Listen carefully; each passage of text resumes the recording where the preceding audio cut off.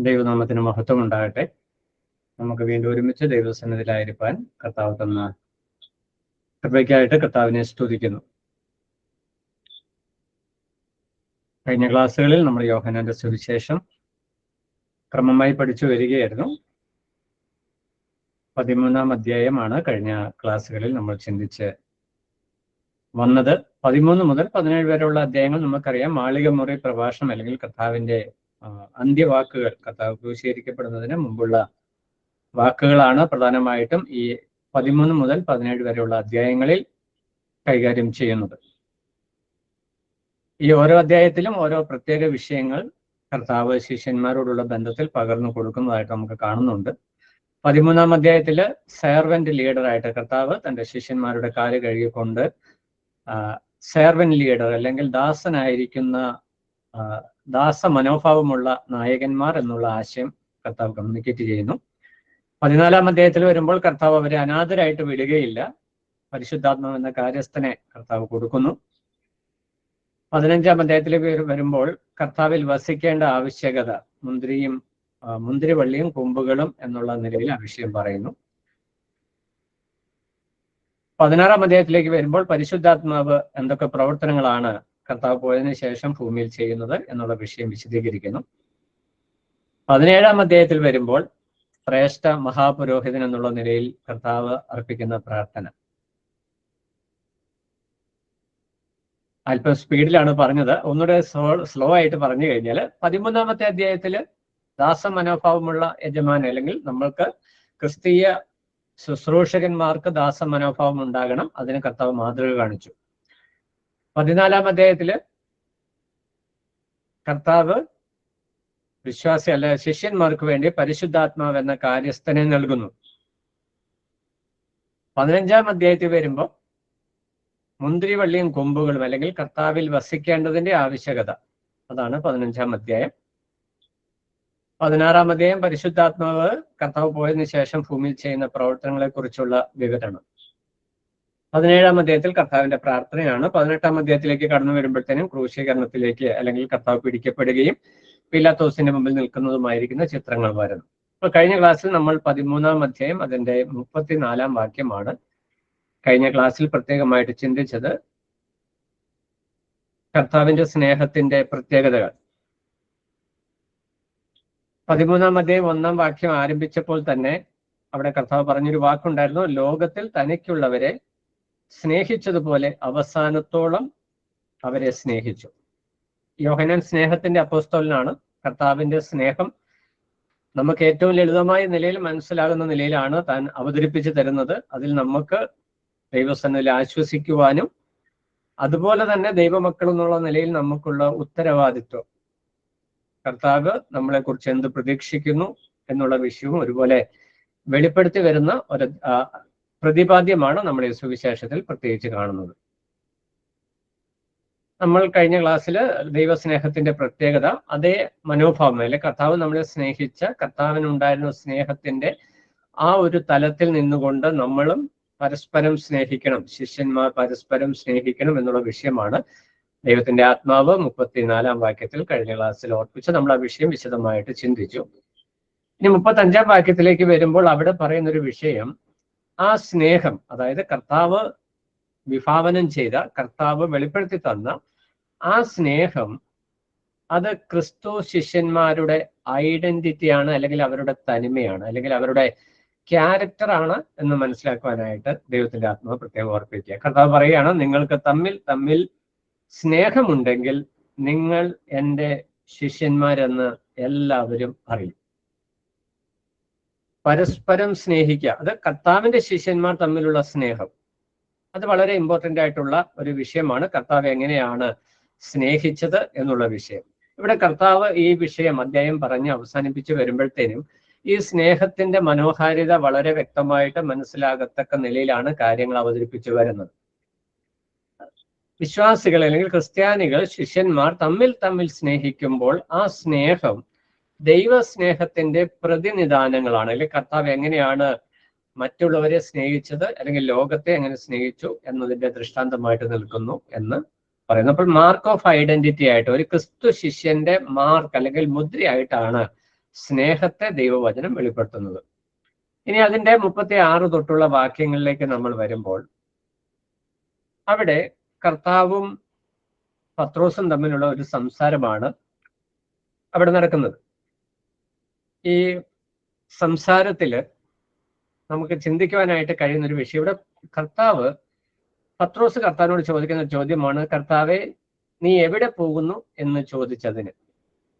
അപ്പോൾ ഇവിടെ നമ്മൾ ഈ പശ്ചാത്തലം പഠിക്കുമ്പോൾ കർത്താവ് യൂദ പോയതിന് ശേഷം ഒരു പുതിയ കൽപ്പന ശിഷ്യന്മാർക്ക് 11 പേർക്ക് കൊടുക്കുകയാണ്, നിങ്ങൾ തമ്മിൽ തമ്മിൽ സ്നേഹിക്കണം. എന്നാൽ പത്രോസിന്റെ മൈൻഡ് ആ ഒരു വിഷയത്തിൽ ഫോക്കസ്ഡ് അല്ലായിരുന്നു. കർത്താവ് ഈ സ്നേഹത്തെക്കുറിച്ച് പറഞ്ഞു, എങ്ങനെ സ്നേഹിക്കണമെന്ന് പറഞ്ഞു. ഈ സ്നേഹം നിങ്ങൾ തമ്മിൽ തമ്മിൽ സ്നേഹിക്കുന്നത് നിങ്ങൾ എൻ്റെ ശിഷ്യന്മാരെന്നുള്ളതിന് മുദ്രയാണ് എന്ന് പറഞ്ഞ് ആ വായ അടയുന്നതിന് മുമ്പ് തന്നെ പത്രോസ് ചോദിക്കുന്ന ചോദ്യം, കർത്താവെ നീ എവിടെ പോകുന്നു? അപ്പൊ നമ്മൾ സ്വാഭാവികമായിട്ടും നമ്മുടെയൊക്കെ ഒരു പ്രതിപുരുഷനായിട്ടാണ് പത്രോസ് കർത്താവിന്റെ അടുക്കൽ നിൽക്കുന്നത്. പലപ്പോഴും നമ്മുടെയൊക്കെ അവസ്ഥ ഇതാണ്. നമ്മൾ പരസ്പരം സംസാരിക്കുമ്പോഴും ദൈവവചനം കേൾക്കുമ്പോഴും കർത്താവിനോട് സംസാരിക്കുമ്പോഴൊക്കെ നമുക്ക് സംഭവിക്കുന്ന ഒരു പരാജയമാണ് ഇവിടെ കാണുന്നത്. ഇവിടെ കർത്താവ് ഒരു വലിയ കാര്യം പത്രോസിനോടും മറ്റ് 10 ശിഷ്യന്മാരോടുകൂടെ പറഞ്ഞ് അവരെ ഏൽപ്പിച്ചു, ആ ഉത്തരവാദിത്വം ഏൽപ്പിച്ചെങ്കിലും പത്രോസിന്റെ കാതിൽ ആ വിഷയം പതിഞ്ഞിട്ടില്ല.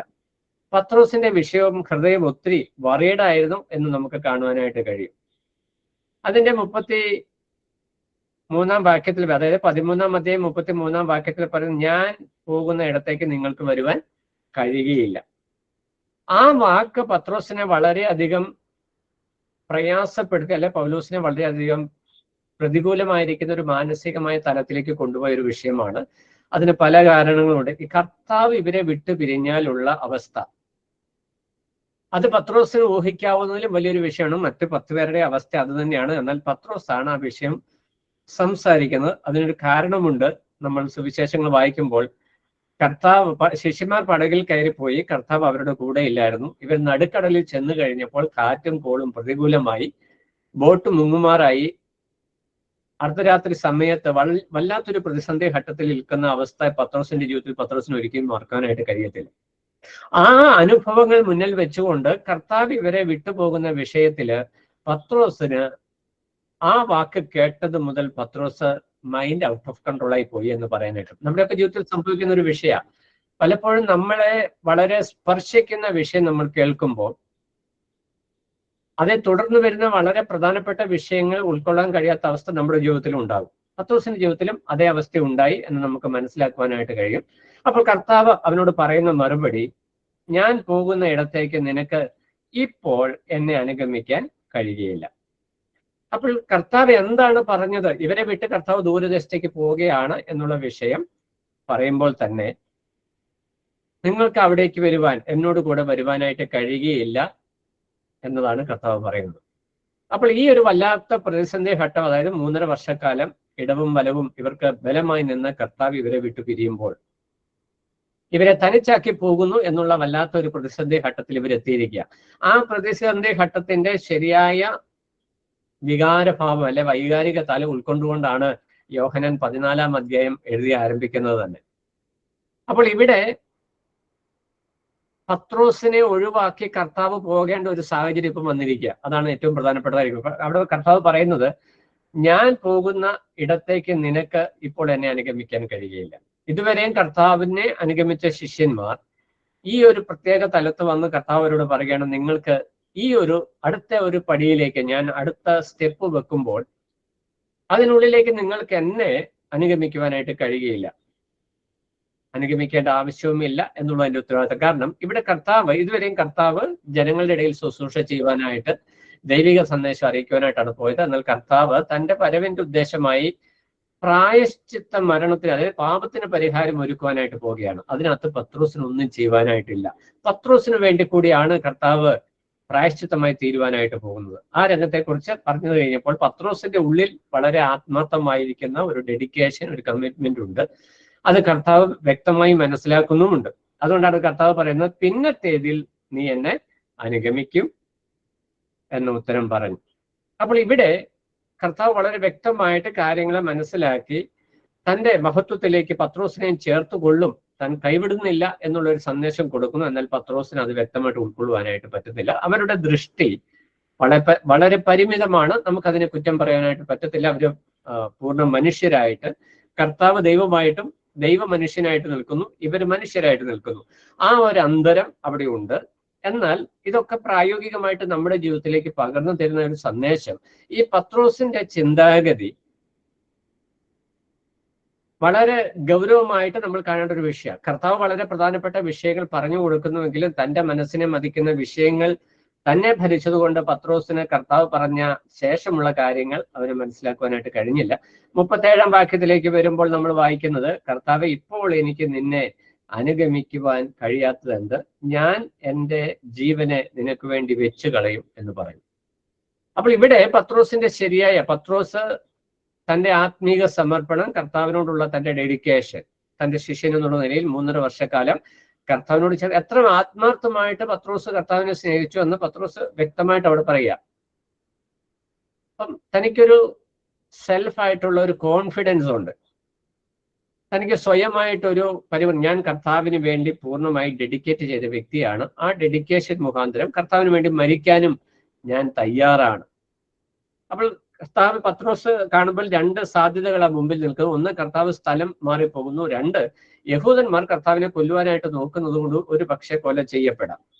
അപ്പോൾ അങ്ങനെ കൊല ചെയ്യപ്പെടുകയാണെങ്കിലും പത്രോസ് പറയുന്നത്, നിന്നെ രക്ഷിക്കുവാനായിട്ട്, നിനക്ക് ഒരു സംരക്ഷണം തരുവായിട്ട് എൻ്റെ ജീവനെ കൊടുക്കുവാനായിട്ട് ഞാൻ ഒരുക്കമാണ്. അപ്പോൾ ആ ഒരു തലത്തിലേക്ക് വന്നു നിൽക്കുമ്പോൾ കർത്താവ് കൃത്യമായിട്ട് പത്രോസിനെ കുറിച്ച് പറയുന്ന ഒരു വിഷയം, നിനക്ക് കഴിയും, പക്ഷെ അത് ഇപ്പോഴല്ല, ഇപ്പോഴതിനുള്ള സമയമല്ല.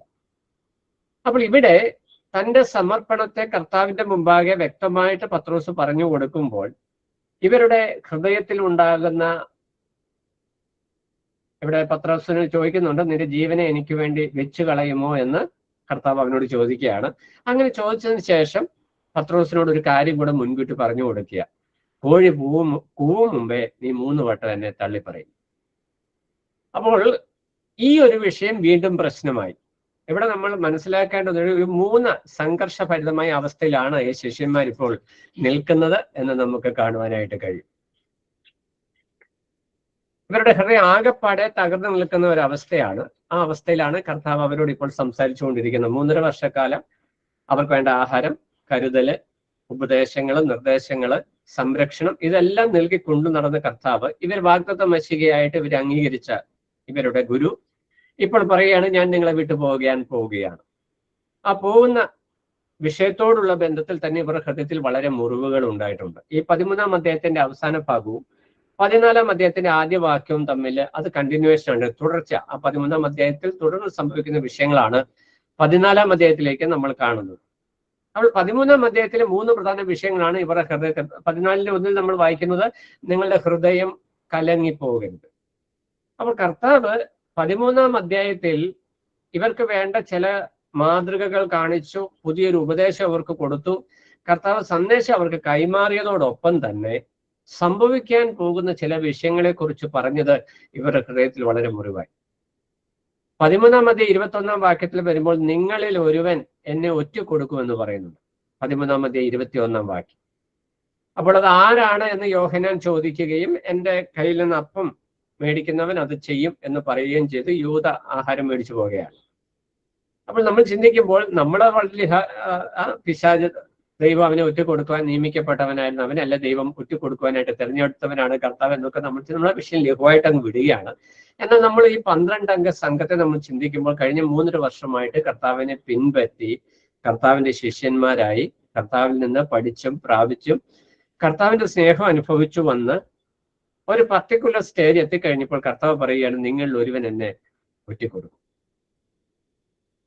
ആ ഒരു വാക്ക് തന്നെ ഈ 12 പേരുടെ ഹൃദയത്തിലും ഒരുപോലെ മുറിവുണ്ട്. അതുകൊണ്ടാണ് കർത്താവെ ആരാണ് അവനെന്ന് ചോദിക്കുന്നത്. അപ്പോൾ എല്ലാവരുടെ ഉള്ളിൽ ഞാൻ ഒറ്റിക്കൊടുക്കുമോ എന്നുള്ളൊരു ചോദ്യം വരികയാണ്.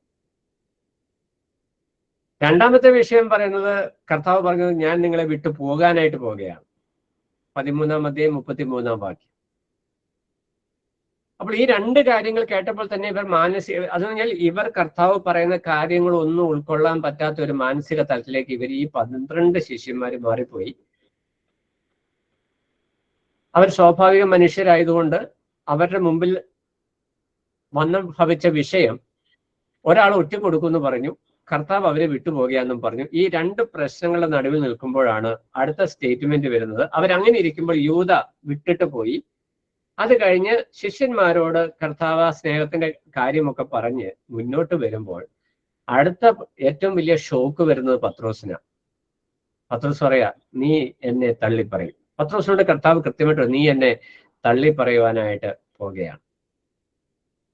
അതൊരിക്കലും പത്രോസിന് ഉൾക്കൊള്ളാൻ പറ്റുന്ന ഒരു വിഷയമല്ല. കർത്താവ് ഞാൻ നിനക്ക് വേണ്ടി മരിച്ചു കളയും എന്ന് പറഞ്ഞ പത്രോസിനോടാണ് കർത്താവ് പറയുന്നത് നീ എന്നെ തള്ളിപ്പറയും. അത് പത്രോസിന് മാത്രമല്ല മറ്റ് ശിഷ്യന്മാർക്കും അതുപോലെ ഷോക്കായിട്ടുള്ള ഒരു വിഷയം. അങ്ങനെ വല്ലാത്തൊരു പ്രതിസന്ധിയിൽ നിൽക്കുന്ന സന്ദർഭത്തിലാണ് 14-ാം അധ്യായത്തില് കർത്താവ് ആദ്യത്തെ വാക്കുകൾ പറഞ്ഞ് മുന്നോട്ട് വരുന്നത്. ഇവിടെ 14-ാം അധ്യായത്തിൽ വന്ന്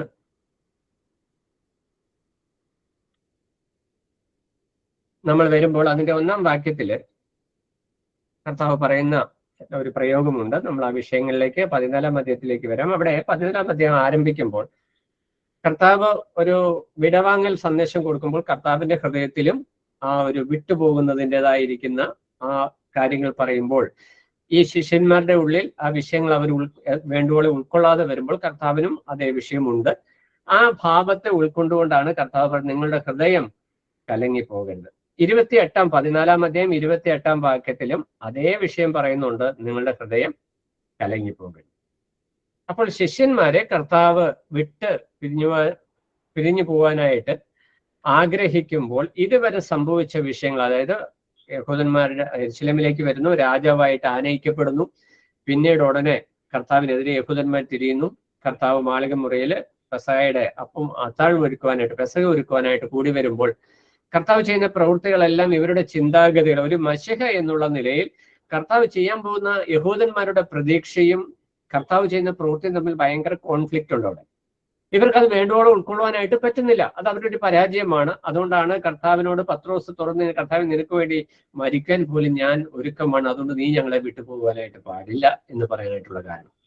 അപ്പോൾ അങ്ങനെ ചഞ്ചലപ്പെട്ട് നിൽക്കുന്ന ശിഷ്യന്മാരുടെ ഹൃദയത്തിലേക്ക് കർത്താവ് കൊടുക്കുന്ന ആശ്വാസത്തിന്റെ സന്ദേശമാണ് നമ്മൾ 14-ാം അധ്യായത്തിൽ നമ്മൾ ആദ്യമായിട്ട് വായിക്കുന്നത്.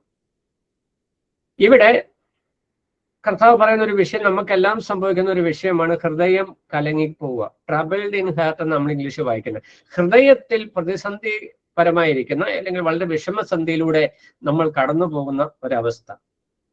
ഈ അവസ്ഥയിലൂടെ ഇവർ കടന്നു പോകണമെന്നല്ല കർത്താവ് ആഗ്രഹിക്കുന്നത്. ഈ അവസ്ഥയിൽ ഇവർ കടന്നു പോകാതിരിക്കാനും ആഗ്രഹിക്കുന്നില്ല. അല്ലെങ്കിൽ ഈ അവസ്ഥയിലൂടെ ഇവർ കടന്നു പോകുമ്പോൾ ഇവർ പാലിക്കേണ്ട ഒരു വിഷയമാണ് കർത്താവ് അവിടെ ഉപദേശമായിട്ട് പറയുന്നത്. എന്ന് പറഞ്ഞാൽ ക്രിസ്തീയ വിശ്വാസ ജീവിതത്തിൽ നമുക്ക് പ്രതിസന്ധികൾ ഇല്ലാത്ത ഒരു ജീവിതം കർത്താവ് വാഗ്ദത്തം ചെയ്തിട്ടില്ല. പ്രതിസന്ധികൾ ഉണ്ടാകും.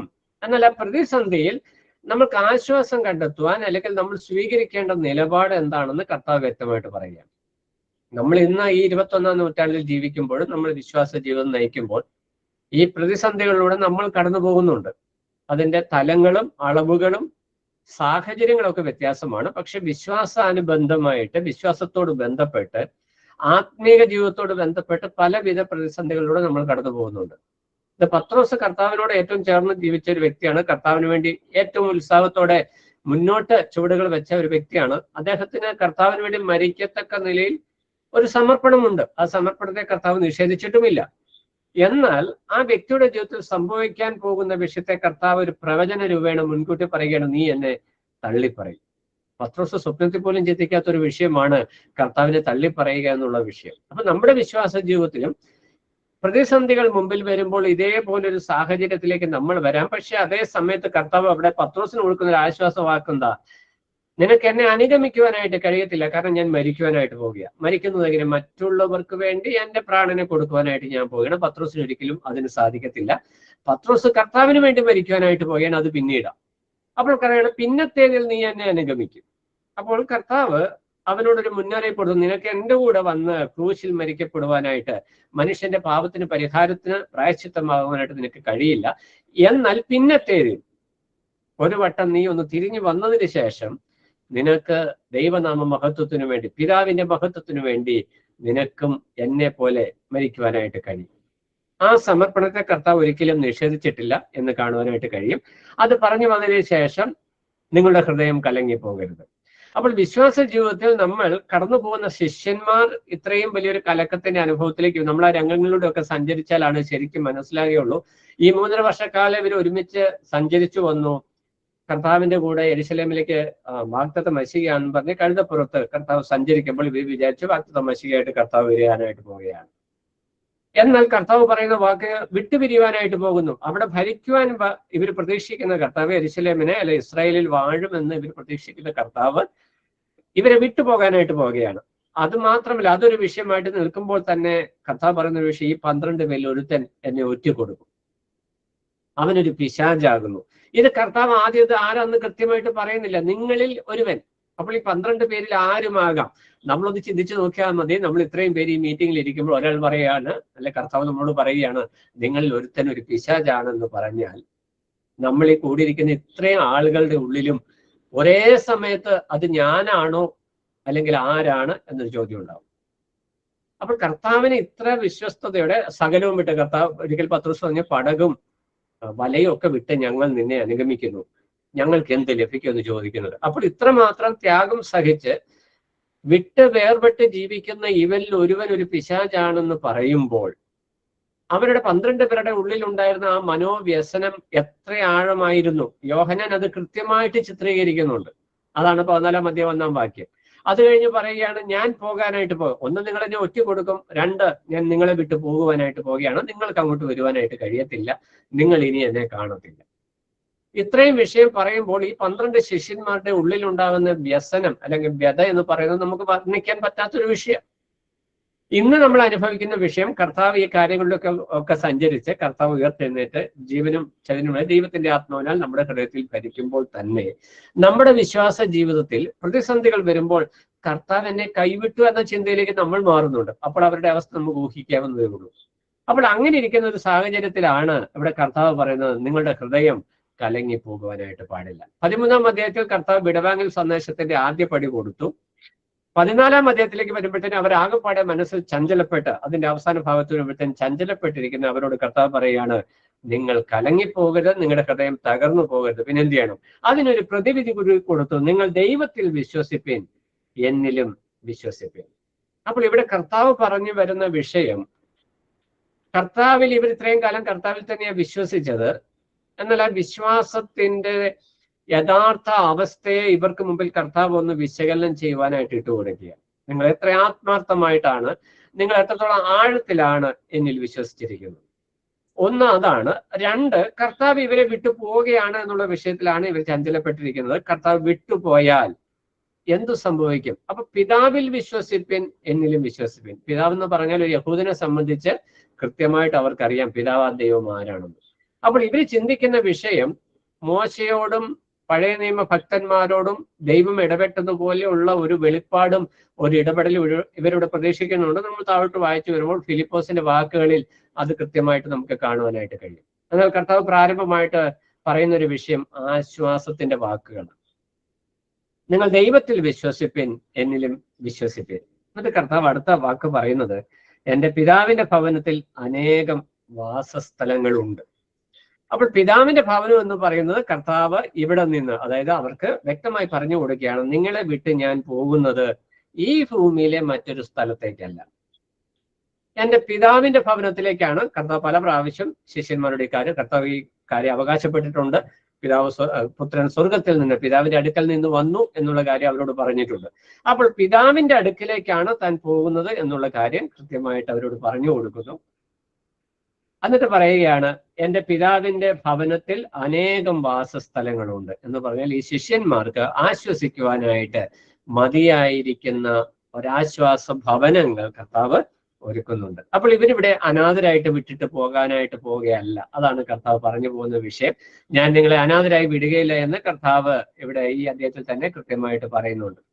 ഇനി നമ്മൾ അതിന്റെ 3-ാം വാക്യത്തിലേക്ക് വരുമ്പോൾ, ഞാൻ നിങ്ങൾക്ക് സ്ഥലം ഒരുക്കുവാൻ പോകുന്നു, ഞാൻ പോയി സ്ഥലം ഒരുക്കിയാൽ ഞാൻ ഇരിക്കുന്ന ഇടത്ത് നിങ്ങളും ഇരിക്കേണ്ടതിന് പിന്നെയും വന്ന് നിങ്ങളെ എൻ്റെ അടുക്കൽ ചേർത്തുകൊള്ളും. അപ്പോൾ ഇവിടെ കർത്താവ് 1-2 കാര്യങ്ങൾ കൃത്യമായിട്ട് ഇവരോട് പറഞ്ഞു കൊടുക്കുക. ഈ ഭൂമിയിൽ കർത്താവ് 3.5 വർഷക്കാലം ഇവരോട് കൂടെ ഉണ്ടായിരുന്നു. ഇവർ തുടർന്ന് ഈ ഭൂമിയിൽ ജീവിക്കാനായിട്ട് പോവുകയാണ്. എന്നാൽ ഈ ഭൂമിയിലെ ജീവിതം താൽക്കാലികമാണ്, ക്ഷണികമാണ്. കാരണം സ്വർഗത്തിലെ നിത്യമായ വാസസ്ഥലത്തിനു വേണ്ടിയാണ് ഇവരെ കർത്താവ് തെരഞ്ഞെടുത്തിരിക്കുന്നത് എന്നുള്ള വിഷയം കർത്താവ് അവരെ ബോധ്യപ്പെടുത്തുന്നു. അതു നിമിത്തം, അതായത് കർത്താവ് അവർക്ക് വേണ്ടി ഒരുക്കപ്പെടുന്ന സ്വർഗീയ ഭവനത്തെ കുറിച്ചുള്ള ഓർമ്മയാൽ, അതിനെക്കുറിച്ചുള്ള അറിവിനാൽ, ആ പ്രത്യാശയാൽ ഈ ഭൂമിയിലെ പ്രതിസന്ധികൾക്ക് മുമ്പാകെ ഹൃദയം കലങ്ങിപ്പോകാതെ സൂക്ഷിച്ചു കൊള്ളുക എന്നുള്ളതാണ് കർത്താവ് കൊടുക്കുന്ന നിർദ്ദേശം എന്ന് പറയുന്നത്. നമ്മൾ താഴോട്ട് നമ്മൾ വായിച്ചു വരുമ്പോൾ 4-ാം വാക്യത്തിൽ വരുമ്പോൾ, ഞാൻ പോകുന്ന ഇടത്തേക്കുള്ള വഴി നിങ്ങൾ അറിയുന്നു. തോമസ് കർത്താവിനോട്, കർത്താവെ നീ എവിടെ പോകുന്നു ഞങ്ങൾ അറിയുന്നില്ല, പിന്നെ വഴി എങ്ങനെ അറിയും? നമുക്കറിയാം, സ്വാഭാവികമായിട്ട്, വളരെ നാച്ചുറലായിട്ട്, സ്വാഭാവികമായിട്ട് കർത്താവിന്റെ സന്നിധിയിൽ അവരവരുടെ ഹൃദയം പകരുന്നതാണ്.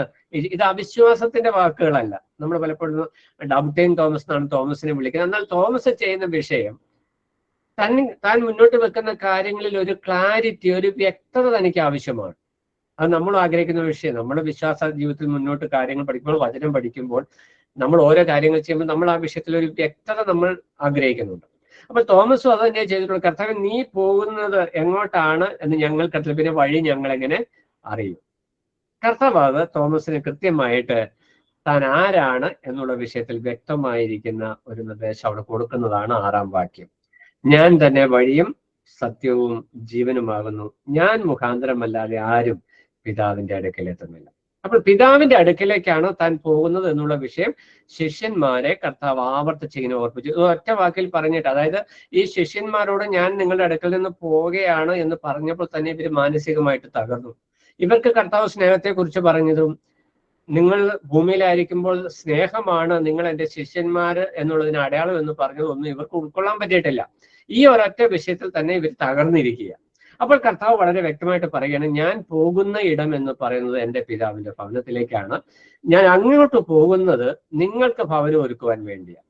അപ്പോൾ ശിഷ്യന്മാർക്ക് ആശ്വാസത്തിന്റെ, അതായത് കർത്താവ് ഈ 3.5 വർഷക്കാലം കൂടെ കൊണ്ടു നടന്ന ശിഷ്യന്മാരെ കർത്താവ് കൈവിടാതെ കർത്താവ് അവരെ ചേർത്ത് പിടിക്കുന്ന ഒരനുഭവമാണ്. 18-ാം വാക്യത്തിലേക്ക് വരുന്നത്, ഞാൻ നിങ്ങളെ അനാഥരായി വിടുകയില്ല. കർത്താവ് അവർക്ക് കൊടുക്കുന്ന വാഗ്ദത്തം അതാ. ഇവരുടെ ഏറ്റവും വലിയ പ്രശ്നം ഇത് തന്നെയാണ്.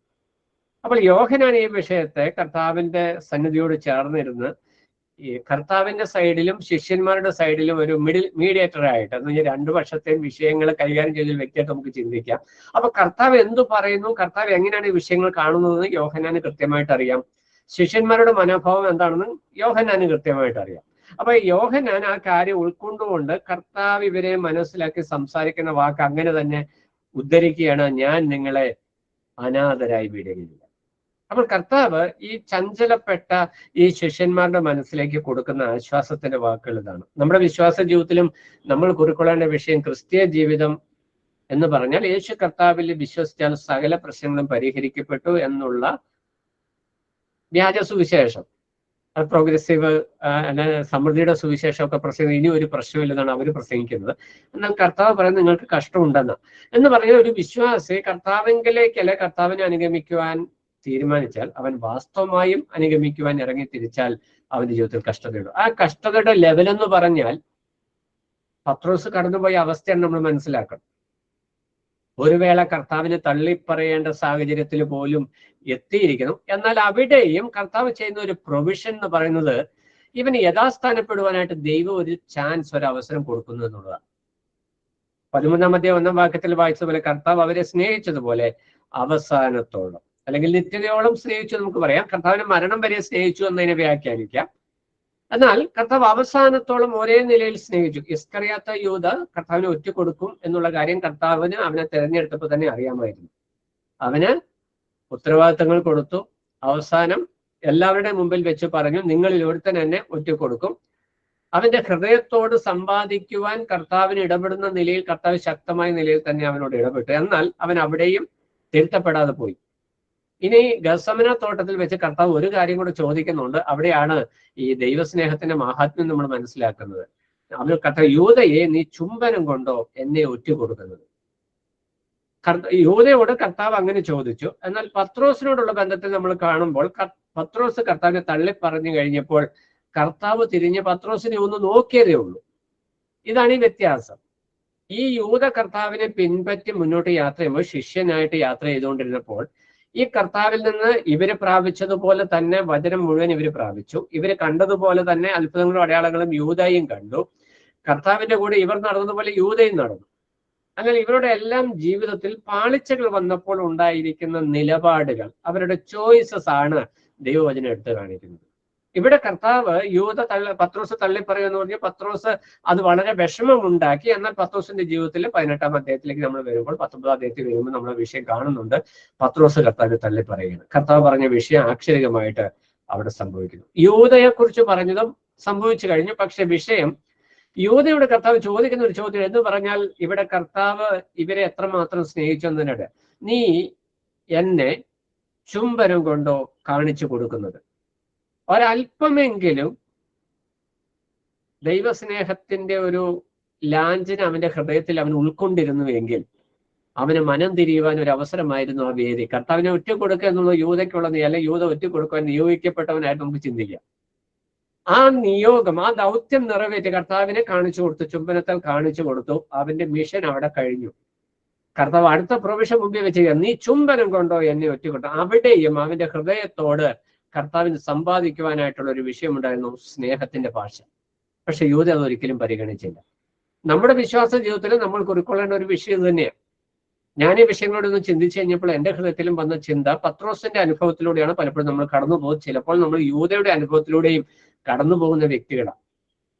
എന്ന് പറഞ്ഞാൽ വിശ്വാസ ജീവിതത്തിൽ കർത്താവിനോട് കൂടെ നടന്ന് കർത്താവിൽ നിന്ന് പ്രാപിക്കേണ്ട അനുഗ്രഹങ്ങളൊക്കെ പ്രാപിച്ച് അവസാനം കർത്താവിന് വിരോധമായി വിശ്വാസികളുടെ കൂട്ടത്തിൽ നടന്ന് സഭയുടെ നന്മയൊക്കെ അനുഭവിച്ച്, ദൈവജനത്തിന്റെ നന്മയൊക്കെ അനുഭവിച്ച്, ദൈവത്തിന്റെ കൃപയൊക്കെ കണ്ടും അറിഞ്ഞും അനുഭവിച്ചും വന്ന് ഒടുവിൽ ജീവിതത്തിന്റെ ഒരു നിർണായക സാഹചര്യത്തിലേക്ക് വരുമ്പോൾ അവൻ കർത്താവിനെ വിട്ടുപോവുകയാണ്. അവിടെ കർത്താവ് അവരോട് ചോദിക്കുന്ന വിഷയം, നീ ചുംബനം കൊണ്ടാണോ ഒറ്റ കൊടുക്കുക എന്ന് പറഞ്ഞാൽ, ഇത്രയും കാലം നീ എന്റെ കൂടെ, കർത്താവിന്റെ കൂടെ പന്തിയിൽ, ലാസർ ഇരുന്ന കൂടെ പന്തിയിൽ യൂദ ഇരിപ്പുണ്ടായിരുന്നു. അപ്പോൾ കർത്താവിനോട് കൂടെ പന്തിയിലിരുന്ന് അനുഭവത്തിലിരുന്ന് പോയി അവസാന നിമിഷത്തിലേക്ക് പോകുമ്പോൾ കർത്താവ് അവിടെയും അവന് മാനസാന്തരപ്പെടാൻ ഒരു പ്രൊവിഷൻ കൊടുക്കുകയും പത്രോസിനും അതേ പ്രൊവിഷൻ കൊടുത്തു. അപ്പോൾ ഏത് തലത്തിലുള്ള വിശ്വാസിക്കും അവൻ നഷ്ടപ്പെട്ടു പോകുവാനായിട്ട് ദൈവം ഒരവസരം, ഞാൻ അവന് യഥാസ്ഥാനപ്പെടുവാനായിട്ട് ഒരവസരം ദൈവം വെച്ച് നീട്ടുകയാണ്.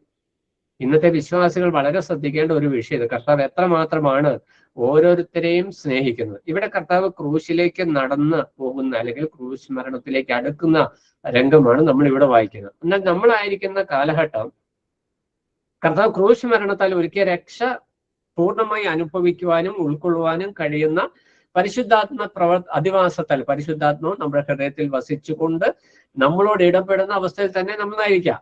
അപ്പോൾ ഇവിടെ കർത്താവ് 14-ാം അധ്യായത്തിൽ ഞാൻ നിങ്ങളെ അനാഥരായി വിടുകയില്ല എന്ന് പറഞ്ഞുകൊണ്ട് അവർക്ക് ഏൽപ്പിച്ചു കൊടുക്കുന്നത് മറ്റൊരു കാര്യസ്ഥൻ, തന്നെ പോലെ തന്നെ ദൈവമായിരിക്കുന്ന, ഈക്വലായിരിക്കുന്ന ദൈവിക ആളത്വത്തിൽ ഒരുവനെ തന്റെ ഹൃദയത്തിലേക്ക് കൊടുത്തു. എന്നിട്ട് കർത്താവ് ഒരു വാക്കൂടെ പറഞ്ഞു, എന്റെ വചനം പ്രമാണിക്കുന്നവനിൽ, എന്നെ വിശ്വസിക്കുന്നവനിൽ ഞാനും പിതാവും ഒരുമിച്ച് വസിക്കും. അപ്പോൾ പരിശുദ്ധാത്മാവ് മുഖാന്തരം പിതാവും പുത്രനും ഒരുമിച്ച് ഹൃദയത്തിൽ വസിക്കുന്ന വിശ്വാസി ഈ ഭൂമിയിൽ ജീവിക്കുമ്പോൾ, ഈ പത്രോസും യൂദായും കടന്നു പോകുന്ന മറ്റ് 11 ശിഷ്യന്മാരും കടന്നു പോകുന്ന അതേ അനുഭവത്തിലൂടെ നമ്മളും കടന്നു പോകാം. കടന്നു പോകുമ്പോൾ കടന്നു പോകാതിരിക്കാനുള്ള ഒരു പ്രൊവിഷൻ കർത്താവിന് തരാമായിരുന്നു. പക്ഷെ അങ്ങനെയല്ല കർത്താവിന്റെ ക്രമം, നമ്മളെ അതിലൂടെ കടത്തി വിടും. കാരണം കർത്താവിനറിയാം നമ്മളുടെ ബലം, പാപമൊഴികെ സകലത്തിലും നമുക്ക് തുല്യനായി പരീക്ഷിതനായ ഒരു കർത്താവ്, ജഡരക്തങ്ങളോട് കൂടിയവനായി വന്നതുകൊണ്ട് നമുക്ക് ജഡരക്തങ്ങളിൽ ഉണ്ടാകുന്ന എല്ലാ വികാരഭാവങ്ങളും ദുഃഖങ്ങളും പ്രയാസങ്ങളും പ്രതിസന്ധികളും നന്നായി അറിയുന്ന ഒരു കർത്താവാണ്. ഈ ശിഷ്യന്മാർ കൂടെ നടപ്പോൾ കർത്താവ് അത് കൃത്യമായിട്ടെല്ലാം ഓരോ പ്രാവശ്യവും പരിഹരിച്ചു കൊടുത്തു. ചിലതിലൂടെ അവരെ കടത്തിവിട്ടു, ചിലത് കാണിച്ചു കൊടുത്തു. ഇതെല്ലാം കഴിഞ്ഞ് എത്തിയിട്ടും കർത്താവ് വിട്ടുപോകുന്നു എന്നുള്ള വിഷയം വന്നപ്പോൾ രാഗപ്പാട് തകർന്നുപോയി. ആ തകർച്ചയുടെ അനുഭവത്തിലാണ് കർത്താവ് ഇവരെ ഈ 14-ാം അധ്യായത്തില് ആശ്വാസത്തിന്റെ വാക്കുമായിട്ട്, നിങ്ങൾ ഈ ഭൂമിയിൽ പ്രതിസന്ധിയിലൂടെ കടന്നു പോകുമ്പോൾ, ഒറ്റപ്പെടലിന്റെ അനുഭവത്തിലൂടെ കടന്നു പോകുമ്പോൾ, കർത്താവ് നിങ്ങളെ വിട്ടുപിരിയുന്നു എന്നുള്ള ചിന്തയാൽ നിങ്ങൾ ഭാരപ്പെടുമ്പോൾ, കർത്താവ് പോകുന്നത് നിങ്ങൾക്ക് വേണ്ടി ഭവനം ഒരുക്കുവാനായിട്ടാണ്, നിങ്ങൾക്ക് വേണ്ടി ഒരുക്കപ്പെടുന്ന വിശ്രമദേശം. അവിടെ വായിക്കുന്ന വാസസ്ഥലങ്ങൾ ഒരുക്കുന്നു. ഓരോ റൂമുകളായിട്ട്, അല്ലെ ഓരോ മുറികളായിട്ട്, ഓരോ വീടുകളായിട്ട്, എങ്ങനെ വേണമെങ്കിലും ഭാവനയിൽ കാണാം. പക്ഷെ കർത്താവ് അവിടെ കൊടുക്കുന്ന സന്ദേശം, നിങ്ങൾക്കൊരു ആശ്വാസ കേന്ദ്രം, അത് പണിയുവാനായിട്ട്, അത് ഒരുക്കുവാനായിട്ടാണ് ഞാൻ പോകുന്നത് എൻ്റെ പിതാവിന്റെ അടുക്കിലേക്കാണ്. ആ പിതാവിന്റെ അടുക്കിലേക്ക് പോകുവാനായിട്ട് കർത്താവ് പോകുമ്പോൾ അതിനു മുമ്പ് കർത്താവ് ചെയ്യുന്ന പ്രൊവിഷൻ എല്ലാ തരത്തിലുള്ള വിവിധ കാറ്റഗറി ആൾക്കാരാണ്. തോമസിനെ പോലെ ക്ലാരിറ്റി ആവശ്യപ്പെടുന്ന ആളുകൾ, പത്രോസിനെ പോലെ എടുത്ത് ചാടി തീരുമാനമെടുക്കുന്ന ആൾക്കാർ, ഉറച്ച തീരുമാനത്തിൽ നിൽക്കുന്ന ആളുകൾ, യോഹനാനെ പോലെ കർത്താവിനോട് മാറോട് ചേർന്നിരിക്കുന്ന സ്വഭാവമുള്ള ആളുകൾ, ഇങ്ങനെ പല നിലയിലുള്ള വിശ്വാസികളെ കർത്താവ് എല്ലാവരോടും പറയുന്ന ഒരു വിഷയം. ഇവരുടെ എല്ലാവരുടെയും ജീവിതത്തിൽ സംഭവിക്കാവുന്ന പരാജയങ്ങൾക്ക് കർത്താവ് ഒരു പരിഹാരം ഒരുക്കി. അത് കർത്താവിന് ഒറ്റ കൊടുത്ത യൂദയ്ക്കും കർത്താവ് ഒരു പ്രൊവിഷൻ കൊടുത്തു.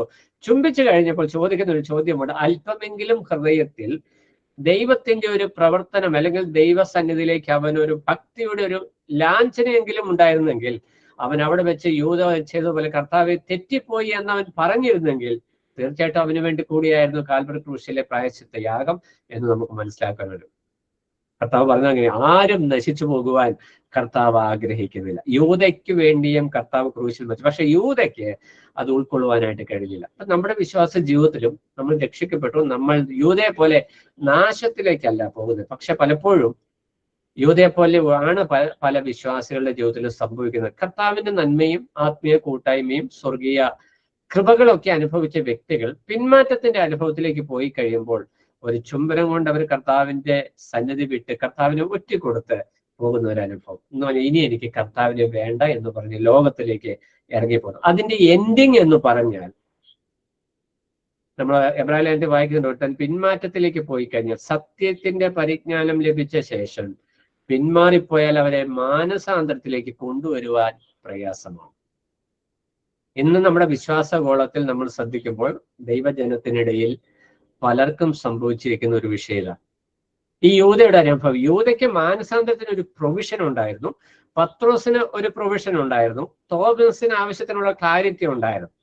എന്നാൽ തെറ്റിപ്പോയ യൂദയ്ക്ക് മാനസാന്തരപ്പെടുവാൻ ദൈവം അവസാന നിമിഷം ഒരു ചാൻസ് കൊടുത്തെങ്കിലും യൂദ തിരഞ്ഞെടുത്ത വഴി എന്താ? കുറ്റമില്ലാത്ത രക്തം ഒറ്റിക്കൊടുത്തു എന്ന് പറഞ്ഞ് പോയി കെട്ടി ഞാൻ ചത്തു കളഞ്ഞു. അവന് മാനസാന്തരപ്പെടാമായിരുന്നു, രക്ഷയുടെ അനുഭവത്തിലേക്ക് വരാമായിരുന്നു. പക്ഷെ അവൻ പോയി അതാ പറയുന്നത്, ഈ സത്യത്തിന്റെ പരിധി കർത്താവിന്റെ കൂടെ നടന്ന് കർത്താവ് ആരാണെന്നും രക്ഷിതാവാണെന്നും മശിഹയാണെന്നും ദൈവത്തിന്റെ പുത്രനാണെന്നും മനസ്സിലാക്കിയ യൂദ അതിന് യാതൊരു വിലയും കൽപ്പിക്കാതെ കർത്താവിനെതിരെ നിൽക്കുവാനായിട്ട്, കർത്താവിന് വിരോധമായി നിൽക്കുവാനായിട്ട് ജീവിതത്തിൽ തെരഞ്ഞെടുത്തപ്പോൾ സാത്താൻ അവന്റെ ഹൃദയം വിട്ടുകൊടുത്തു കഴിഞ്ഞപ്പോൾ അവന്റെ എൻഡിങ് എന്ന് പറയുന്നത് ഒരിക്കലും മടങ്ങി വരാൻ കഴിയാത്ത നിത്യനാശത്തിലേക്ക് ഒരു പോക്കായിരുന്നു. എന്നാൽ പത്രോസിന്റെ ജീവിതത്തിലുള്ള അനുഭവം എന്താ?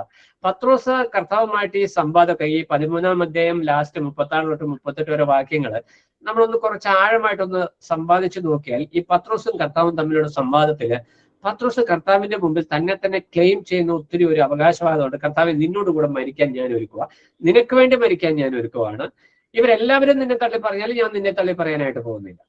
അത്രയ്ക്ക് കോൺഫിഡൻസ് ഉണ്ട് ഈ പത്രോസിന്. കർത്താവ് ഇവന്റെ ഈ കോൺഫിഡൻസ് കണ്ടിട്ട് ആ കോൺഫിഡൻസിനെ, ആ ധൈര്യത്തെ, സമർപ്പണത്തെ കർത്താവ് ഒരിക്കലും നിഷേധിക്കുന്നില്ല. എന്നാൽ ഒറ്റ വാക്കിൽ പത്രോസിന് പറയുന്നുണ്ട്, കോഴി കൂവും മുമ്പ് നീ 3 വട്ടം എന്ന് തള്ളി പറയും. ആ വാക്ക് കേൾക്കുമ്പോൾ അത്ര കോൺഫിഡൻസോടെ ഇരുന്ന ആ പത്രോസിന്റെ അവസ്ഥ എന്താ? നമ്മളൊക്കെ നമ്മൾ ആ മാനുഷിക നിലയിൽ പത്രോസിന്റെ തലത്തിലേക്ക് ഇറങ്ങി ചെന്നു കഴിഞ്ഞാൽ നമുക്ക് മനസ്സിലാവും, ഇവിടെ പത്രോസിന് മാത്രമല്ല തകർച്ചയുണ്ടായത്, ആ 11 ശിഷ്യന്മാരുടെ ഹൃദയം ആകപ്പാടെ തകർന്നു. ഈ 3.5 വർഷക്കാലം ഇസ്രായേലിന്റെ രാജാവായി, യഹൂദന്മാരുടെ രാജാവായി വന്ന കർത്താവാണ്, വാഗ്ദത്ത മെശിഹയാണ് ക്രിസ്തു എന്ന് വിശ്വസിച്ച് ആശ്രയിച്ചു വന്ന ഞങ്ങൾ ഇപ്പോൾ നിൽക്കുന്ന പടി എന്താ? കർത്താവിന് വേണ്ടി ഏറ്റവും വീറോടെ നിൽക്കുന്ന പത്രോസ് കർത്താവിനെ തള്ളിപ്പറയും എന്ന് പറയുന്നു. യൂദ ഓൾറെഡി ഇവരുടെ കൂട്ടത്തിൽ നിന്ന് പോയി കഴിഞ്ഞു. ഇനി ഞങ്ങൾക്ക് ഓരോരുത്തർക്കും എന്തൊക്കെയാണ് സംഭവിക്കാൻ പോകുന്നതെന്നൊരു വ്യാകുലം ഉണ്ടായിരുന്നു. അതിന്റെ റിസൾട്ടാണ് തോമസ് കർത്താവ് നീ എങ്ങോട്ടാ പോകുന്നതെന്ന് അറിയത്തില്ല, പിന്നെ ആ വഴി ഞങ്ങളെങ്ങനെ മനസ്സിലാക്കും. അപ്പൊ ഇത് ഈ വ്യക്തികളെ കുറിച്ച് നമ്മൾ പഠിക്കുമ്പോൾ നമ്മുടെ വിശ്വാസ ജീവിതത്തിൽ നമ്മുടെയൊക്കെ പ്രതിപുരുഷന്മാർ, നമ്മുടെയൊക്കെ പ്രതിനിധികളാണ് ഈ 12 ശിഷ്യന്മാർ. ഇവർ കടന്നു പോകുന്ന മാനസിക തലങ്ങളിലും ഒക്കെ നമ്മളും കടന്നു പോകുന്നുണ്ട്.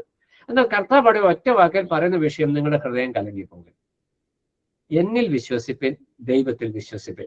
അപ്പോൾ ഹൃദയം കലങ്ങുമ്പോൾ പ്രതിവിധി എന്ന് പറയുന്നത് നമ്മൾ അതിന് സൊല്യൂഷൻസ് തന്നെ കണ്ടെത്തുന്നതല്ല, മറിച്ച് ദൈവത്തിൽ വിശ്വസിക്കുന്നതാണ്. അത് ഏത് പ്രതിസന്ധി ആയാലും, ജീവിതത്തിൽ ഉണ്ടാകുന്ന ഒരു വിശ്വാസിയുടെ ജീവിതത്തിൽ ഉണ്ടാകുന്ന ഏത് പ്രതിസന്ധി ആണെങ്കിലും അതിനുള്ള സൊല്യൂഷൻ എന്ന് പറയുന്ന കർത്താവ് ഒറ്റമൂലി കർത്താവ് കൊടുത്തിരിക്കുന്നത് ദൈവത്തിൽ വിശ്വസിക്കുക. വിശ്വസിക്കുക എന്ന് പറഞ്ഞാൽ ദൈവത്തിൽ ആശ്രയിക്കുക. ദൈവം പരിഹാരം ഒരുക്കും എന്നുള്ള വിശ്വാസം. നമ്മൾ വിശ്വാസം പറയുന്നവരാണ്, വിശ്വാസം ഉള്ളവരല്ല പലപ്പോഴും. വിശ്വാസം പറയുന്നവർ, എനിക്ക് വിശ്വാസമുണ്ട്, പക്ഷെ നമ്മളെ പോലെ ഈ വിഷയത്തിൽ പരാക്രമം കാണിക്കുന്ന ആളുകൾ ലോകത്ത് വലിച്ചെടുക്കുമായിരിക്കും. ഒരു പ്രതിസന്ധി വരുമ്പോൾ, എവിടെയെങ്കിലും ചെറിയൊരു പ്രയാസം ഉണ്ടായെന്ന് കേട്ടാൽ നമുക്ക് ആകപ്പാടെ വെപ്രാളമാണ്. നമ്മുടെ വ്യക്തിപരമായ ജീവിതത്തിലും ഇതേ വെപ്രാളം നമ്മൾ അനുഭവിക്കുന്നുണ്ട്. ഇതേ വെപ്രാളം തന്നെയാണ് പത്രോസും അനുഭവിച്ചത്.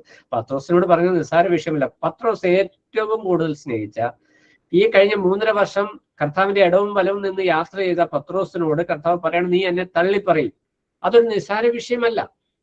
എന്നാൽ അവിടെ കർത്താവ് ചെയ്ത ഒരു പ്രവൃത്തി, നിനക്ക് ഇപ്പോൾ എന്നെ അനുഗമിക്കാൻ കഴിയില്ല, പിന്നത്തേതിൽ.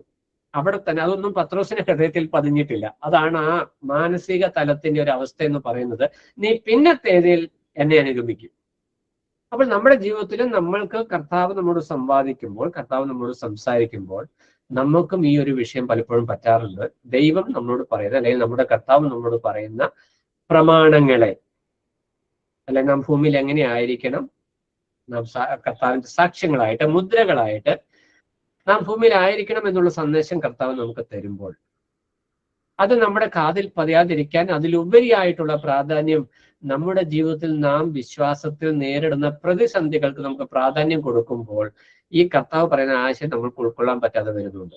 ഇന്നത്തെ വിശ്വാസികൾക്ക്, ഇന്നത്തെ അല്ല അന്നത്തെയും വിശ്വാസികൾക്കുള്ള പ്രശ്നം ഇതാണ്, ഇന്നത്തെയും വിശ്വാസികൾക്കുള്ള പ്രശ്നം ഇതാണ്. അതുകൊണ്ട് നമ്മുടെ വിശ്വാസ ജീവിതത്തില് വിശ്വാസം എന്ന് പറയുന്നത് പറയുവാനായിട്ടുള്ളതല്ല, മുറുകെ പിടിക്കുവാനായിട്ടും കർത്താവിൽ ആശ്രയിക്കുവാനായിട്ടുള്ള ഒരു നങ്കൂരമായിട്ട് നമ്മൾ അതിൽ ട്രെയിനിങ് എടുക്കേണ്ടത് ആവശ്യമാണ്.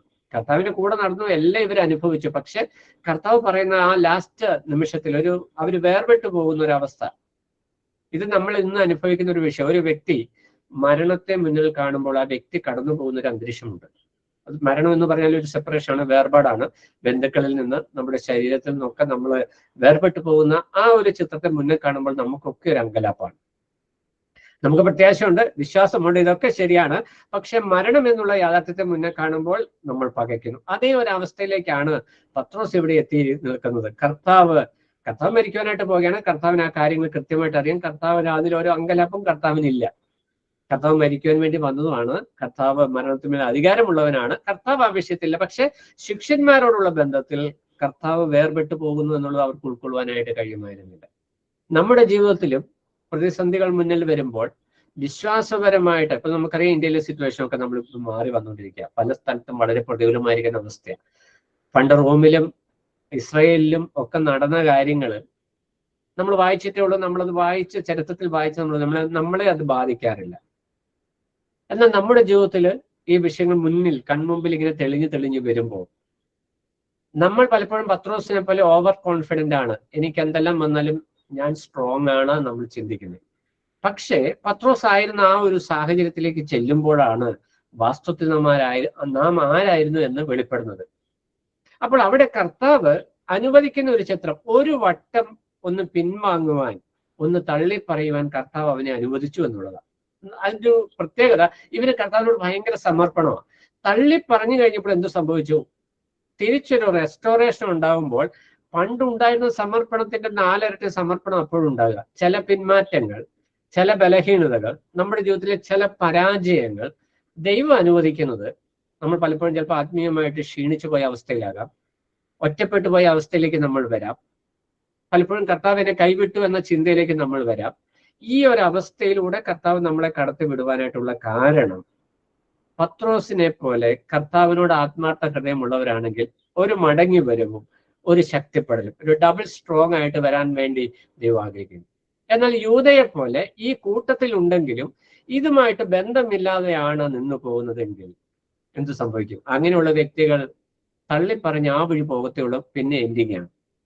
അപ്പൊ നമ്മുടെ വിശ്വാസ ജീവിതത്തിൽ യൂദയെ പോലെ ആയിരിക്കുവാനായിട്ടല്ല, പത്രോസിനെ പോലെ ആയിരിക്കുവാനായിട്ടാണ് കർത്താവ് ആഗ്രഹിക്കുന്നത്. എന്ന് പറഞ്ഞാൽ പിന്മാറ്റത്തിൽ പോയിട്ട് വരണമെന്നല്ല അതിന്റെ ആശയം. എന്നാൽ കർത്താവിനെ തള്ളിപ്പറയാൻ വേണ്ട ഒരു സാഹചര്യത്തിൽ ചെന്നുപെട്ടാൽ പോയാലും, അങ്ങനെ ഒരു സാഹചര്യം വന്നാൽ പോയാലും അവസാനിച്ചു എന്നല്ല, കർത്താവ് അവന് വേണ്ടി ഒരു റെസ്റ്റോറേഷൻ ഒരുക്കിയിട്ടുണ്ട് എന്നുള്ളതാണ് കർത്താവ് തരുന്ന വാഗ്ദത്തം. അതുകൊണ്ട് കർത്താവ് പറയുന്നത്, പത്രോസേ, നീ എന്നെ തള്ളിപ്പറയും, എന്നാൽ നിന്റെ ഹൃദയം കലങ്ങുവാനായിട്ട് ആവശ്യമില്ല. നീ ഒരു വട്ടം തിരിഞ്ഞു വന്നതിന് ശേഷം എൻ്റെ ആടുകളെ മേയ്ക്കുവാനായിട്ട് ഞാൻ നിന്നെ പരമേൽപ്പിക്കും. ഈ ഒരു തിരിഞ്ഞു വരവിൽ ദൈവസഭയുടെ പ്രാധാന്യം, കർത്താവിന്റെ സ്നേഹം, വിശ്വസ്തത, ഇതിലെല്ലാം 10 മടങ്ങ് ബോധ്യത്തോടെയാണ് പത്രോസ് മടങ്ങി വന്നത്. നമ്മുടെ വിശ്വാസ ജീവിതത്തിലും ഇന്ന് ദൈവത്തിന്റെ ആത്മാവ് ഓർപ്പിക്കുന്ന വിഷയം കലങ്ങിപ്പോകരുത്. ഒരുപക്ഷെ നമ്മുടെ ജീവിതത്തിൽ ആത്മീയമായിട്ട് നമ്മൾ ക്ഷീണിച്ചിട്ടുണ്ടാകാം, പിന്മാറ്റത്തിന്റെ അനുഭവത്തിൽ പോയിട്ടുണ്ടാകാം. ഇനി മുന്നോട്ട് ഞാനൊരു വിശ്വാസിയാണ് എന്നെങ്ങനെ പറയും എന്നുള്ള അവസ്ഥയിൽ എത്തിപ്പെട്ടിരിക്കാം. പക്ഷെ കർത്താവ് പറയുന്നത് എന്താണ്? കലങ്ങിപ്പോകരുത്, ദൈവത്തിൽ വിശ്വസിക്കുക. ഒന്ന് മടങ്ങി വരുവാനായിട്ട് ദൈവം ഒരു പ്രൊവിഷൻ വെച്ചിരിക്കുകയാണ്. പിന്നത്തേത്, ഇപ്പോൾ നീ എന്നെ തള്ളി പറയും, പക്ഷെ നിന്നെ ഞാൻ ചേർത്ത് കൊള്ളും എന്നുള്ള വാഗ്ദത്തം കർത്താവ് തന്നിട്ടുണ്ട്. യൂദയെ പോലും കർത്താവ് വെറുതെ വിട്ടില്ല. അവസാനം ചുംബന സമയത്ത് പോലും യൂദയോടും പറഞ്ഞു, യൂദയെ നീ ചുംബനം കൊണ്ടോ മനുഷ്യപുത്രനെ കാണിച്ചു കൊടുക്കുന്നത്. അവിടെ അവനൊരു പ്രൊവിഷൻ ഒരുക്കിയിരുന്നു, എന്നാൽ തള്ളിക്കളഞ്ഞിട്ടാ മതി. അങ്ങനെ ഒരു അവസ്ഥയിലേക്ക് നമ്മൾ ആകാതെ പത്രോസിനെ പോലെ ഈ കർത്താവ് പറഞ്ഞ പോലെ ദൈവത്തിൽ വിശ്വസിച്ച്, അത് എന്നിലും വിശ്വസിക്കും, ഞാനും പിതാവും ഒന്നാണ്. ദൈവത്തിലുള്ള വിശ്വാസത്തിൽ അത് അസ്ഥാനപ്പെട്ടു വരുവാൻ, നമ്മുടെ വിശ്വാസത്തെ ഒന്നും കൂടെ, നമ്മുടെ ആത്മീയ ജീവിതത്തെ ഒന്നും കൂടെ ശോധന ചെയ്ത് ക്രമപ്പെടുത്തുവാനായിട്ട്, പത്രോസിനെ പോലെ ഒന്ന് ശക്തിപ്പെട്ടു വരുവാനായിട്ട് ദൈവത്തിന്റെ ആത്മാവ് ഈ വചനങ്ങളിൽ നമ്മളെ സഹായിക്കട്ടെ. ദൈവനാമം മഹത്വപ്പെടുന്നതാകട്ടെ.